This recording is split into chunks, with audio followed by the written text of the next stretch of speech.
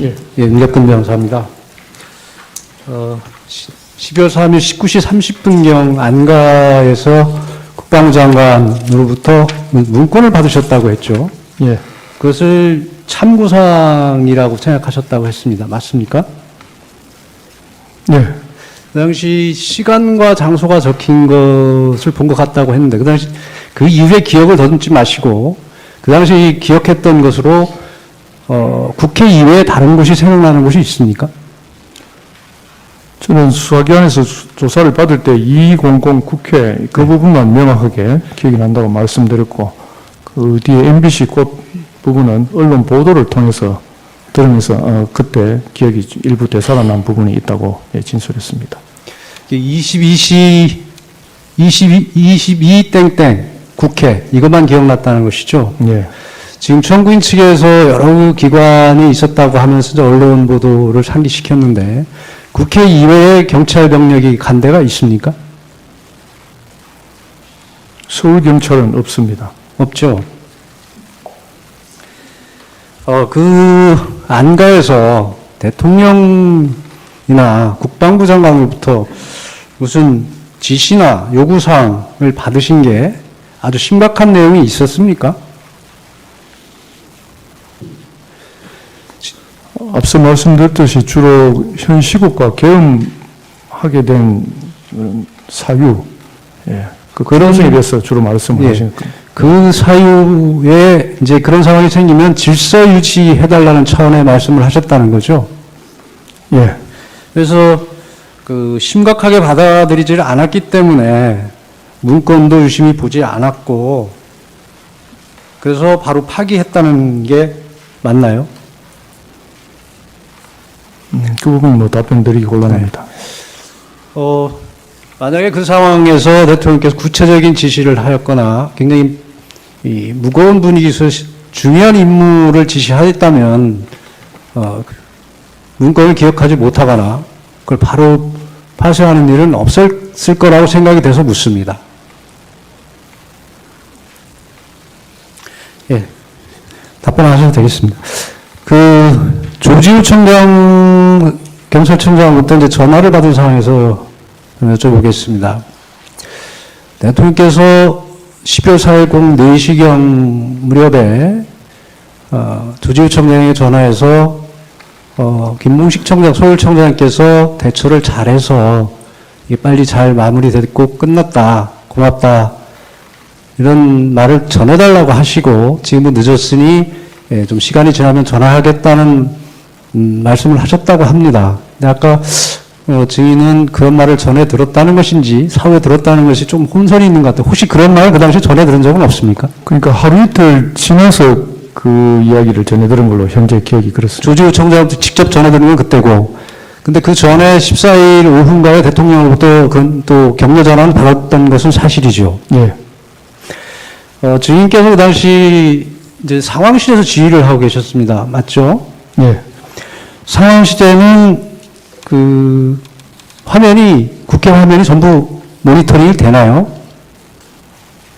그 화면이 있는 곳이 제가 앉아 있는 곳과 한 20m 정도 떨어져 있기 때문에 뭐 정확하게 모니터링 되지는 않고 일부 정도 알 수 있습니다. 일부 파악할 수 있는 것이고 또 TV도 설치가 되어 있을 것이고요.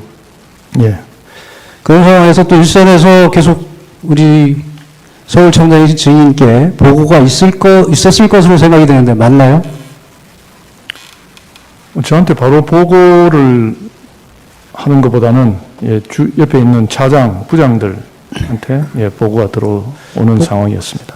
차장 부장들에게 보고가 오면 또 그 차장 부장들이 우리 저한테 보고를 하는 상황이죠. 예.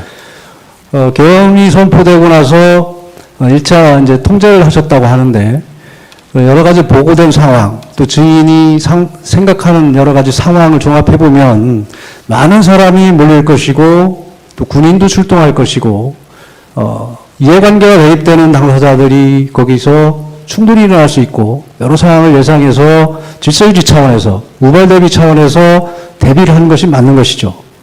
예. 그러다가 23시 7분부터인가 이제 신분증 확인하고 출입을 허용했습니다. 맞죠? 예. 그 당시 내부에서 법적 검토를 한 것은 맞습니까? 예. 법적 검토를 해보니 이 막을 그 법적 근거가 없어서 출입을 허용한다고 조지호 청장에 보고한 것이고, 조지호 청장 그 보고받은 내용을 대통령께 전화로 말씀드렸던 것으로 보입니다. 맞습니까?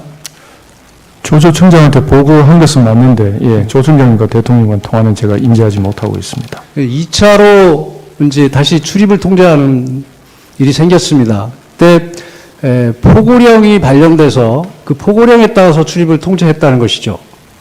네, 그렇습니다. 그때도 법적 검토를 했죠. 예, 몇 사람이 그 포고령이라는 것이 생소한 것이었기 때문에 예, 그 부분에 대해서 대화를 좀 나누었습니다. 그때 포고령을 검토한 결과 포고령은 법과 같은 효력이 있다. 포고령을 따르지 않을 경우 개헌법상 처벌된다. 이런 대화를 나누는 것은 기억이 나십니까? 네, 그래서 전반적인 법적인 검토에서 일선에서 업무를 집행함에 있어서 법적인 검토를 해본 결과 출입 통제를 하는 게 맞다는 판단하에서 2차 출입 통제를 했다는 것이죠. 예, 상급청에서 또 지시가 내려올 때 그러한 부분을 한번 스크린하고 내려왔다고 판단했습니다. 그렇다면 지금까지 증인의 어떤 조사 결과나 이 법정에서의 증언 내용을 종합하면 증인은 개헌에 따른 질서유지 차원에서 경력을 국회에 보냈고 법 규정에 따라서 정상적으로 업무를 집행한 것으로 보입니다. 질서를 유지해야 되고 어떤 사고를 대비해야 되고 우리 경찰 표현대로 우발 대비를 한 상황으로밖에 평가할 수가 없습니다. 그런데도 불구하고 내란죄 공범으로 지금 수사를 받고 구속 기소가 돼서 재판을 받고 있습니다. 이런 상황은 아주 비정상적인 상황으로 굉장히 억울하다는 생각이 들 것 같습니다. 어떻습니까?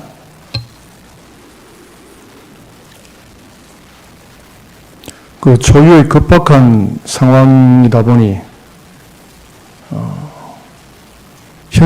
경찰은 현장에서 어떤 상황에 대해서 빨리 신속하게 판단하고 집행해야 될 기관의 성격을 갖고 있습니다.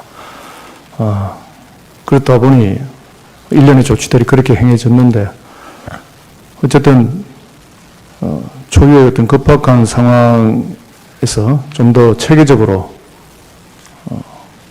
대처하지 못했다는 그런 부분이 조금 아쉽고 또 그 부분에 대해서는 제가 서울청장으로서 지휘 책임을 통감하고 있습니다. 이상입니다. 증인께서 말씀하신 것처럼 지금 비상계엄이라는 아주 특별한 상황을 맞이한 것이고 또 경찰은 최일선에서 대민과 접촉을 하고 있고 사건 사고 현장에도 제일 먼저 출동하는 현업부서이죠. 예. 그렇다 보면